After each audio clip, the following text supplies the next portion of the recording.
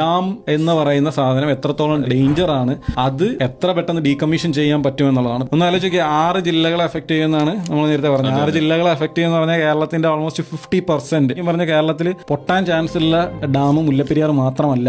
Russell Joy പറയുന്നത് ഇയാൾ പറയുന്നത് അങ്ങനെയാണ്. അപ്പം ശരിക്കും പറഞ്ഞു കഴിഞ്ഞാൽ സത്യമാണ്. നമ്മൾ ഈ ഡാം അപകടങ്ങൾ നടന്ന ഹിസ്റ്ററി എടുത്ത് നോക്കിക്കഴിഞ്ഞാൽ പൊട്ടിയൊന്നും പഴയ ഡാമുകളൊന്നും അല്ല. ചൈനയിലെ ഒരു ഡാം 1975 അത് ഇതേപോലെ ഇതേ രീതിയിൽ ഉണ്ടാക്കിയ ഒരു ഡാമാണ്. ആ ടൈമിലാണ് മുല്ലപ്പെരിയാറിന്റെ ഇഷ്യൂ ഒന്നും കൂടി ഒന്ന് സീരിയസ് ആയത്. അമേരിക്ക ഹിരോഷിമ നഗാസാക്കിയില് അണുബോംബ് ഇട്ടതിനെക്കാട്ടിലും 150 ഇരട്ടി പവറിലേക്ക് ഈ വെള്ളം അടിക്കാൻ. സീ ലെവലിനെക്കാട്ടിലും 850 or 830 മീറ്റർ മേലെയാണ് മുല്ലപ്പെരിയാർ ഡാം സ്ഥിതി ചെയ്യുന്നത്. ലൈക്ക് ഒരു 830 മീറ്റർ മേലെ ഒരു ബോംബ് കൊണ്ടുവച്ചിരിക്കുകയാണ്. എന്നിട്ട് അവിടെ നിന്ന് ഡ്രോപ്പ് ചെയ്യാണ് താഴേക്ക്. ദൈവവിശ്വാസികളല്ലാത്തവർ പോലും ദൈവത്തിനെ വിളിക്കും. കാര്യം എന്ന് വെച്ച് കഴിഞ്ഞാൽ ഇതിന് വേറെ ഓപ്ഷൻ ഇല്ല. ഈ സാധനം ഇപ്പൊ പൊട്ടിക്കഴിഞ്ഞാൽ ലൈക്ക് 40 മിനിറ്റ്സിൽ താഴെ ഇപ്പുറത്തെ ഡാമിലെത്തും. അതെല്ലാം കൂടെ പൊട്ടി വെച്ച് കഴിഞ്ഞാൽ എല്ലാം കൂടെ അറബിക്കടലിൽ കിടക്കും. തീർന്നു, കഴിഞ്ഞു. ഈ ന്യൂസ് നമ്മൾ അറിയത്ത പോലും.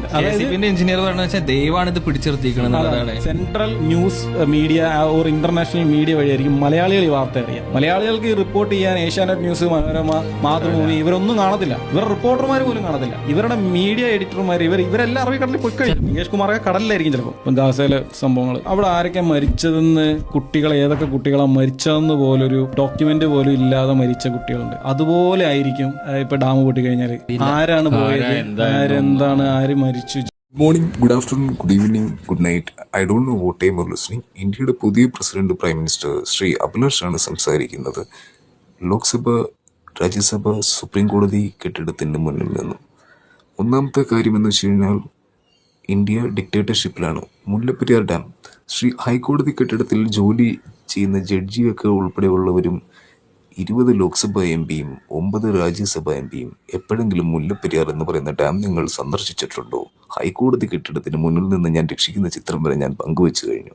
രണ്ടാമത്തെ കാര്യം, എൻ്റെ ഡിജിറ്റൽ ടൈം ട്രാവൽ ടെക്നോളജി ഉപയോഗിച്ചിട്ട് ഞാനും എൻ്റെ 6000-ഓളം വരുന്ന MLA എം പിമാർ ഉൾപ്പെടെയുള്ളവർ പുറകോട്ട് നടന്നാൽ മാത്രമേ മുല്ലപ്പെരിയാർ ഡാം രക്ഷിക്കാൻ പറ്റൂ. മുല്ലപ്പെരിയാർ ഡാമിൻ്റെ ഉയരം 881 മീറ്ററാണ്.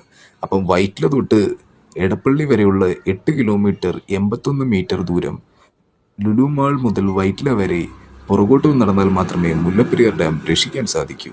ഇതിനായിട്ട് AMMA കെട്ടിടത്തിൽ ജോലി ചെയ്യുന്ന സിനിമാ തൊഴിലാളികൾ ഉൾപ്പെടെയുള്ളവർ പങ്കെടുക്കണമെന്ന് വിനയപൂർവ്വം ഞാൻ അഭ്യർത്ഥിക്കുന്നു. നിങ്ങളിൽ പലരെയും എൻ്റെ